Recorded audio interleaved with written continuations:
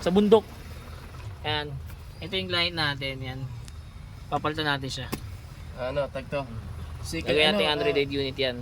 Dating ano na rin, dating Repeat client natin si Bossing. Ayan si Bossing. Repeat kasi client magaling, natin. magaling gumawa. Magaling mag-set up. Natin yung pinaka dashboard panel niya. Ito na yan, oh. Ayan, screw na lang. Actually, mukhang nabuksan na siya. Wala na mga screw. Ito may isa pa.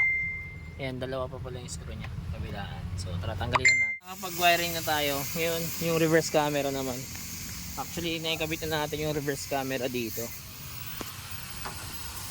Ayan. So, ito, latag tayo ng camera. Ito yung wire. Papasukin natin dito.